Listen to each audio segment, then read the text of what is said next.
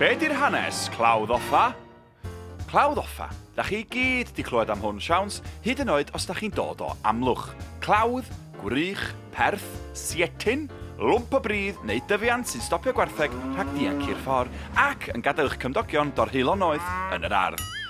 Peth wbeth tebyg oedd ein clawdd offa ni, bobl, neu, fel maen nhw'n deud yn yr iaith fain, offers dike. Ond o le ddoth y dike ma? Wel, y milod, dewch i ni wyndio'r clociau yn ôl, ac yn ôl, ac yn ôl eto i'r 8fed ganrif oed Crist.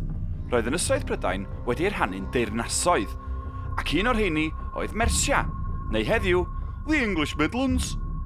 A base, mi fase pobl Mercia yr oesoedd canol cynnar hefyd wedi fotio Brexit. Brenin Mercia oedd boi off ei ben yr enw Offa. Ta waeth a byd y bo, drws nesau i Mercia roedd Powys a theyrnasoedd llai eraill, a phwy oedd yn byw yn y mangreuoedd hyn. Gwehilion o boblach, dyna pwy met, chdi, chi, fi, ni, y Cymru gwallgo gwyllt. I gadw'r bastards an ystywall allan ei wlad, cafodd Offa syniad penny gamp. Mi fasai ddynion yn tyrchu andros o ffos ac yn codi andros o glawdd i stopio idiots Cymru rhag dod i mewn a chreu hafog. Ddim yn anhebyg i wal fawr Trump yn Mexico heddiw, just hefo sombreros a'r tequilas a'r orange fake tan.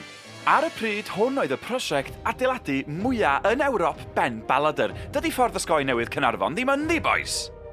Mae'r rhain meddwl bod y clawdd yn ymestyn o Aber Afon Hafren drot dros Fryn a Dôl i Aber yr Afon Ddyrdwy bell. Oedd o'n bron i 20 metr ar draws ac yn 2 metr o uchder.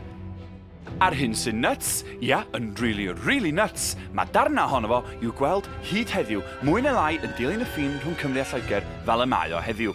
Mae o'n denu miloedd o ymwelwyr bob blwyddyn sy'n licio cerdded ar hyd y llwybr ramplo.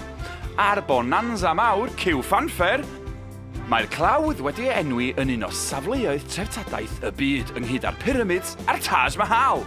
Cofiwch chi ddaru hynny ddim stopio tirfeiddianwr twp o'r wain wrth ymwyr Wrecsam rhag hitio darn hanner canllath o'r peth i lawr yn Awst 2013 mwyn codi shed.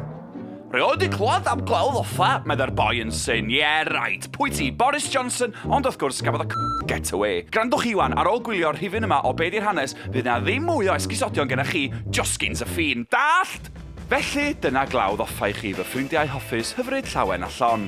Ac, os di hynny'n ddigon, mae yna glawdd arall, reit debyg yn y gogledd, 2 for the price of 1, yn rhedeg yn gyfochrog â fo am filltiroedd go lew. Ia, dyna chi bobl cywir, clawdd wat. Y wat glawdd, wat stike, sy'n dipyn o beth hefyd. Ond fel maen nhw'n dweud yn Pant Perthog, stori arall ydi honna. Ac eta hwyl wan neith dy weld i anwr ni hyn eto'n ddi aniad.